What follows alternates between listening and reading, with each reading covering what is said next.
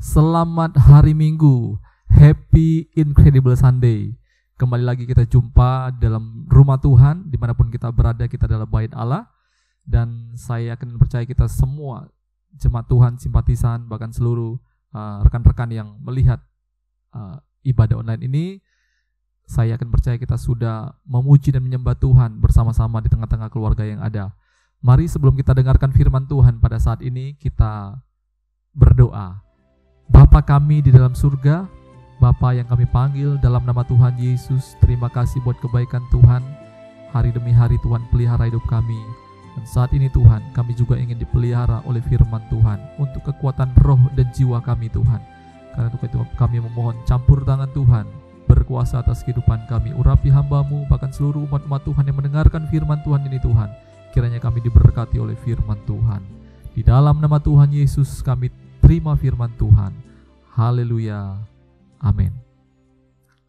Baik, Bapak Ibu, saudara-saudara yang saya kasih dalam Tuhan, untuk tidak memperpanjang waktu, mari sama-sama kita langsung saja buka dalam pembacaan firman Tuhan kita pada hari ini, yang akan saya bacakan di dalam Matius pasal 4 ayat 1 sampai yang keempat. Matius pasal 4 ayat 1 sampai yang keempat. Demikian firman Tuhan. Maka Yesus dibawa oleh Roh ke padang gurun untuk dicobai iblis. Dan setelah berpuasa 40 hari dan 40 malam, akhirnya laparlah Yesus. Lalu datanglah si pencoba itu dan berkata kepadanya, "Jika engkau anak Allah, perintahkanlah supaya batu-batu ini menjadi roti." Tetapi Yesus menjawab, "Ada tertulis, manusia hidup bukan dari roti saja, tetapi dari firman yang keluar dari mulut Allah." Bapak Ibu, saudara-saudara yang saya kasih dalam Tuhan, peperangan yang hebat saat ini, ya, yang sangat canggih saat ini, bukanlah peperangan yang ada di Timur Tengah ataupun peperangan-peperangan yang pernah ada kita dengar dalam kehidupan sejarah umat manusia, tetapi peperangan yang paling terdahsyat itu adalah peperangan antara Allah sendiri terhadap kerajaan kegelapan, ya, peperangan yang dilakukan Allah terhadap iblis sendiri. Nah, saudara-saudara, kita lihat dalam Kejadian pasal 3 ayat 15. Saya bacakan firman Tuhan. "Aku akan mengadakan permusuhan antara engkau dan perempuan ini, antara keturunanmu dan keturunannya. Keturunannya akan meremukkan kepalamu, dan engkau akan meremukkan tubitnya." Saudara-saudara, ini adalah sejarah pertama peperangan, ya, yang Allah nyatakan, ya, dan ini benar-benar terjadi antar sejarah sampai kehidupan Tuhan Yesus, kebangkitan Tuhan Yesus yang memberikan kemenangan. Dan saudara kalau baca dalam kitab Wahyu pasal 20, saudara lihat ada kerajaan 1000 tahun. Setelah kerajaan 1000 tahun, saudara-saudara, iblis dilepas sebentar. Kembali iblis menyesatkan dunia dan membuat peperangan lagi kepada Allah dan tim Allah sendiri. Nah, saudara-saudara, karena itu peperangan yang paling dahsyat yang ada saat ini adalah peperangan antara Allah dan iblis. Dan saudara-saudara, sebagai pengikut Allah, sebagai orang-orang yang percaya kepada Yesus sebagai Tuhan, maka kita adalah timnya Allah. Nah, saudara-saudara, ada beberapa hal yang ingin saya bagikan lewat firman Tuhan yang baru saja kita baca tentang pencobaan di padang gurun yang dihadapi oleh Yesus sendiri. Nah, saudara-saudara, waktu kita berperang, tentu kita perlu sekali strategi. Saat ini Indonesia sedang berperang, bukan cuma Indonesia tetapi seluruh dunia. Kita sedang berperang dengan sebuah penyakit, ya, wabah penyakit yang kita kenal dengan COVID-19, saudara-saudara. Maka Indonesia dan seluruh dunia mencari strategi bagaimana untuk mengalahkan si COVID-19 ini. Dan kita temukan dan kita lakukan berbagai cara yang saat ini sedang dijalankan, ya, protokol-protokol yang dilakukan oleh seluruh pemerintah yang ada di dunia, ya. Kita mulai jaga jarak, kita menggunakan masker, kita tidak bersalaman, kita dianjurkan berjemur, lain sebagainya. Kita dikasih tahu bagaimana strategi untuk supaya kita bisa menang terhadap wabah ini, saudara-saudara. Nah, saudara-saudara, kita lihat dari ayat yang kita baca tadi tentang pencobaan di padang gurun, kita melihat bagaimana strategi iblis dalam mengalahkan Yesus, saudara. Yang pertama, iblis gunakan tempat yang tepat, ya. Iblis gunakan tempat yang tepat. Di mana tempatnya? Yaitu di padang gurun, saudara-saudara. Kalau kita baca tentang pencobaan di padang gurun, apa yang Yesus katakan tentang bahwa hidup ini bukan dari makan saja, bukan dari roti saja, tapi dari firman Tuhan, itu terambil dalam kitab Ulangan pasal 8. Saya bacakan, saudara. Ulangan pasal 8 ayat 2. "Ingatlah kepada seluruh perjalanan yang kau lakukan atas kehendak Tuhan Allahmu, di padang gurun selama 40 tahun ini dengan maksud merendahkan hatimu dan mencobai engkau untuk mengetahui apa yang ada dalam hatimu, yakni apakah engkau berpegang pada perintahnya atau tidak. Nah, saudara-saudara, ya, iblis gunakan, saudara-saudara, perjalanan bangsa Israel menuju tanah perjanjian itu melewati padang gurun. Perjalanan mereka itu juga menjadi gambaran perjalanan anak Tuhan kita saat ini, ya. Bagaimana kita berjalan menuju tanah perjanjian, ya. Media yang Allah gunakan adalah padang gurun, ya. Kenapa padang gurun? Saudara, kita sudah baca. Untuk apa Tuhan gunakan padang gurun?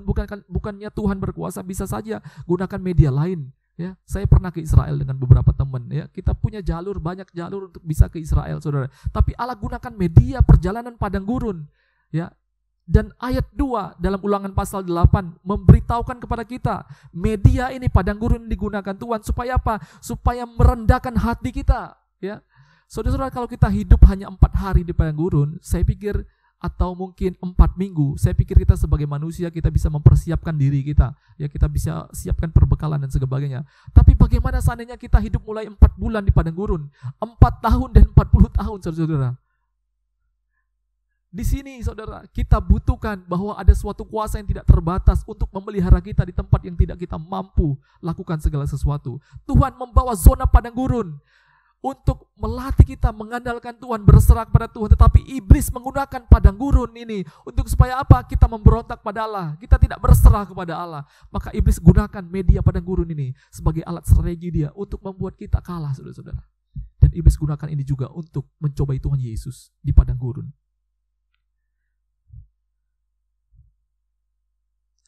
Saya tidak tahu apa yang menjadi padang gurun kita saat-saat ini, saudara. Tuhan sedang bawa kita ke zona mana, apalagi dalam musim pandemi seperti ini, saudara. Saya yakin dan percaya padang gurun kita sangat banyak sekali, saudara.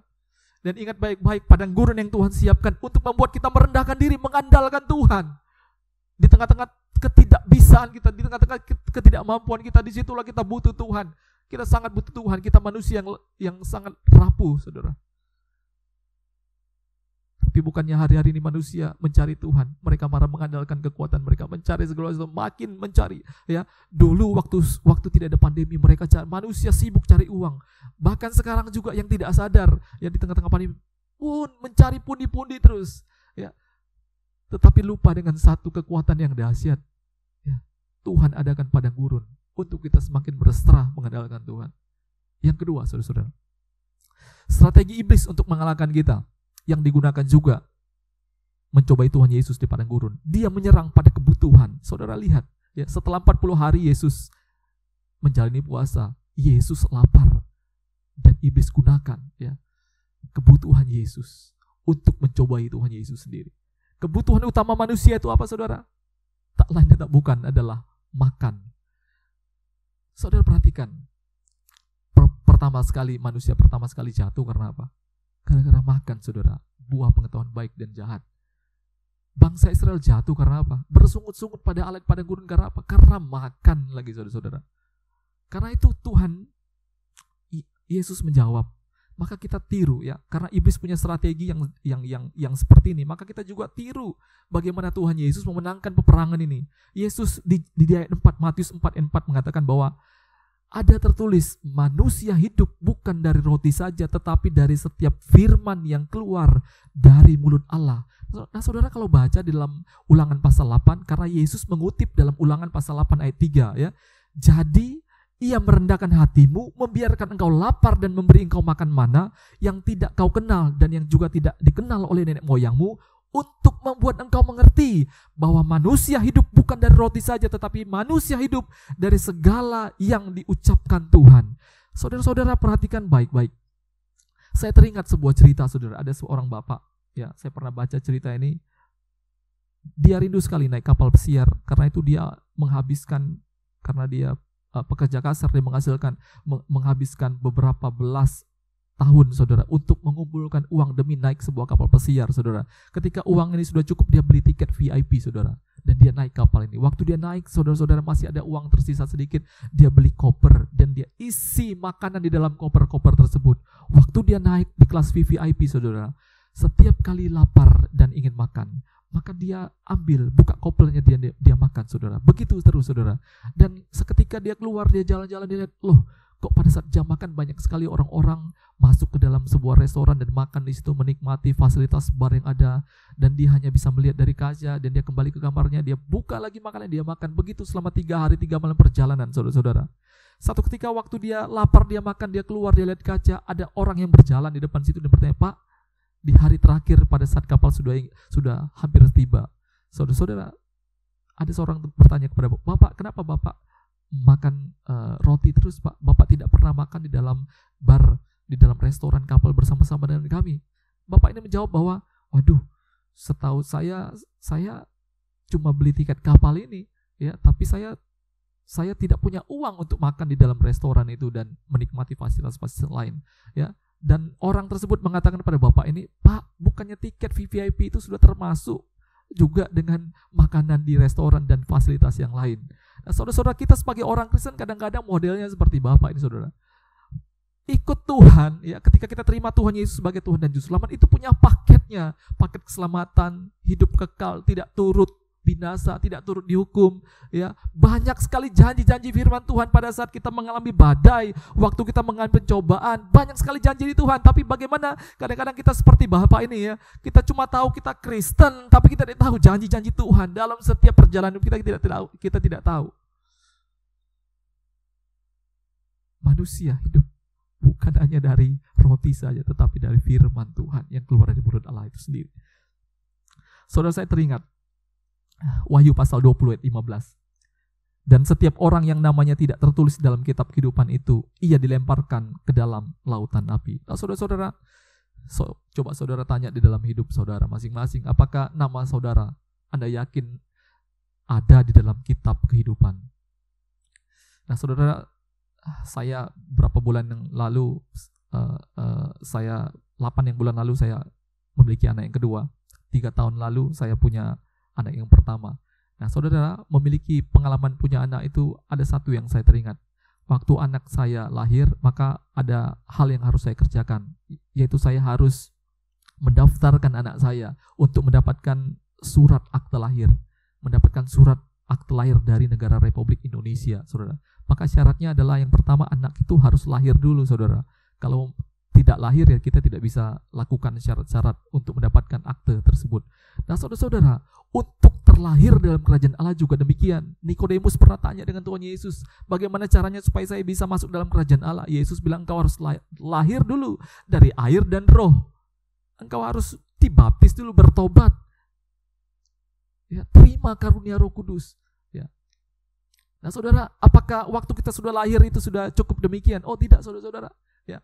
Waktu saya sudah mengurus anak saya, ya, waktu dia sudah lahir, maka saudara ada jeda waktu sekitar sebulan untuk saya bisa dapatkan akte itu. Dipastikan anak saya harus hidup dulu, saudara. Kadang-kadang anak bisa mati dalam hitungan 1 hari, 1 jam, 1 minggu, 1 bulan. Balita dan batita itu riskan dengan kematian. Maka itu anak itu harus hidup supaya saya bisa dapatkan akte lahir, saudara. Nah, karena itu Paulus mengatakan dalam Petrus mengatakan dalam 1 Petrus 2 ayat 2, "Dan jadilah sama seperti bayi yang baru lahir, yang selalu ingin akan air susu yang murni dan yang rohani, supaya olehnya kamu bertumbuh dan beroleh keselamatan." Nah, saudara-saudara, ya, setelah kita lahir, maka kita butuh makanan. Kita butuh susu yang murni, yang sehat, yaitu firman Allah sendiri, supaya apa? Kita bertumbuh. Kita lahir dan kita hidup, saudara, supaya Anda yakin bahwa nama Anda masih ada, tertera dalam kitab buku kehidupan negara, warga kerajaan Allah itu sendiri, saudara. Karena kalau saudara baca dalam Keluaran 32 ayat 33, Anda lihat situ, Keluaran 32 ayat 33, nama seseorang bisa dihapus dari kitab buku kehidupan itu sendiri.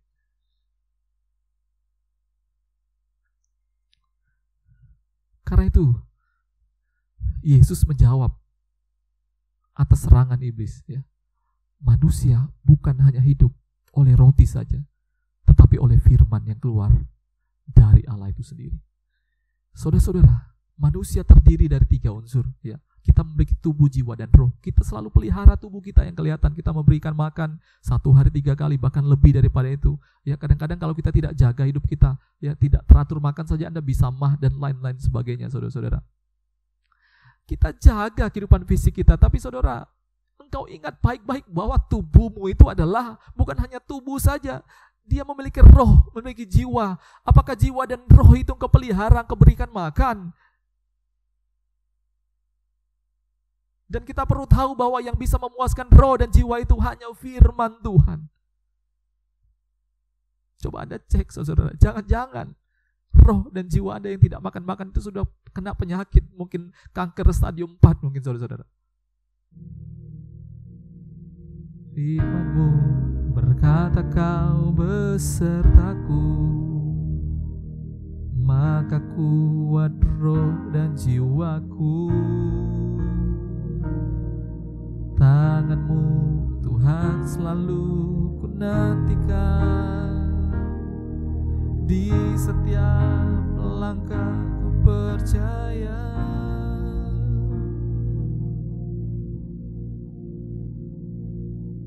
Saudara-saudara yang saya kasih dalam Tuhan, ya, miliki firman Tuhan untuk kehidupan roh dan jiwa kita.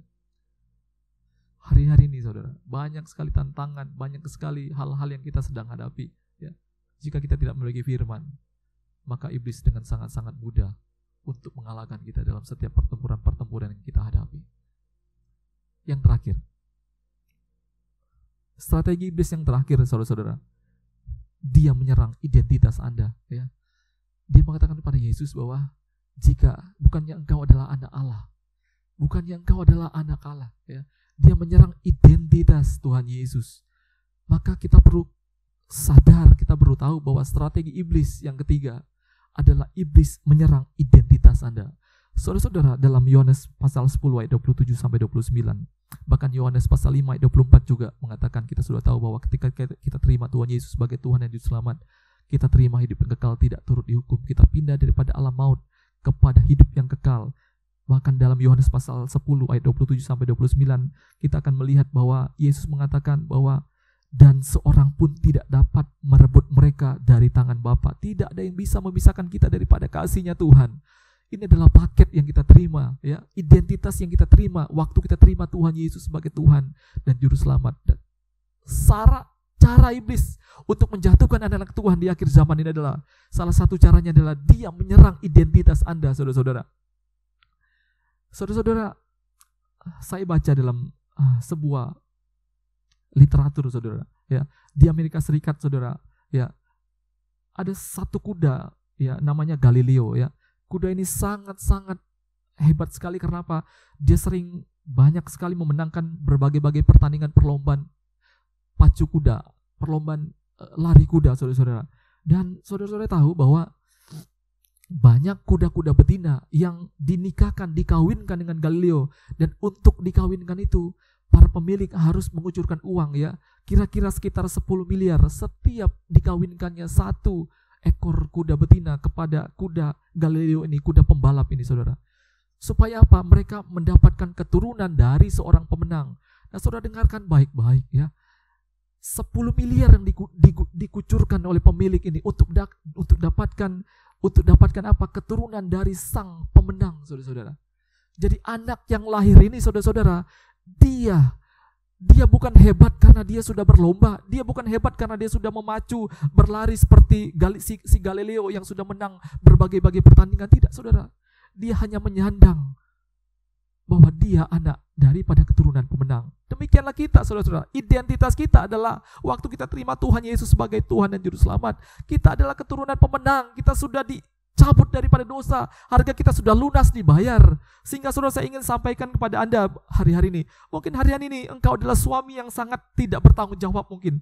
Engkau anak yang mungkin dibuang dari keluarga. Engkau adalah majikan yang sangat bengis, kejam, saudara. Engkau adalah pendosa yang mungkin tidak tertolong lagi, saudara. Ingat. Anak bungsu dan anak sulung, saudara. Ya. Meskipun engkau berdosa, darah dosa mungkin sudah seperti kain kermisi, saudara. Sudah sangat tidak tertolong lagi di mata Bapa. Engkau tetap anak. Dia menunggu kau balik, saudara-saudara. Iblis sering menyerang dalam area-area ini. Iblis sering hancurkan identitas anak-anak Tuhan. Maka dalam kesempitan hari ini, saudara, dengarkan baik-baik firman Tuhan. Ya.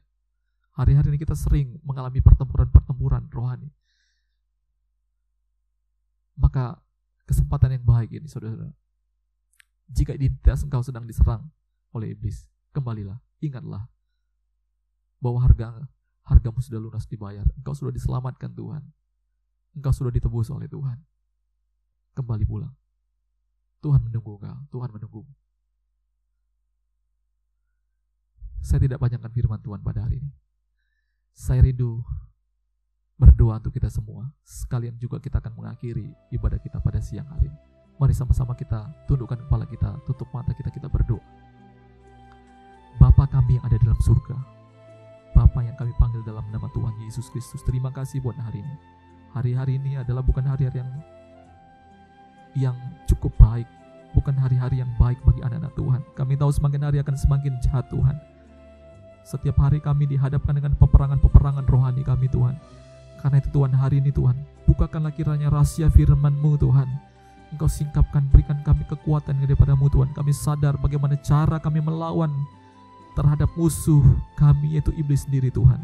Kami berjaga-jaga Tuhan. Tuhan, tolong kami berdoa secara khusus Tuhan, jika hari-hari ini kami sedang terlena, kami sedang kalah Tuhan, karena tidak punya firman dalam hidup kami. Kami berdoa dalam nama Tuhan Yesus, mulai hari ini Tuhan, kami mulai bangun kehidupan di dalam Engkau Tuhan. Kami mulai Tuhan setia mempelajari firman Tuhan, mempraktekkan itu dalam kehidupan kami. Bahkan hari ini kami yang mungkin sudah terhilang Tuhan, kami sudah terhilang jauh daripada jalan-jalan-Mu Tuhan. Kami menjadi orang-orang yang setiap hari mendukakan hati Tuhan dimanapun kami berada saat ini. Hari ini kami berdoa firman Tuhan kiranya itu sampai kepada kami. Tuhan sangat mengasihi kami, Tuhan sudah mengangkat kami, Tuhan sudah menebus kami, Tuhan menunggu kami Tuhan. Kembalilah dalam nama Tuhan Yesus. Terima kasih Tuhan, terima kasih Tuhan. Umat-umat Tuhan, terimalah berkat yang daripada Tuhan, berkat yang daripada Allah Bapa, cinta kasih daripada Tuhan Yesus Kristus menyertai kita semua, mulai daripada hari ini sampai Maranatha Tuhan Yesus datang kedua kali. Dalam nama Tuhan Yesus, haleluya.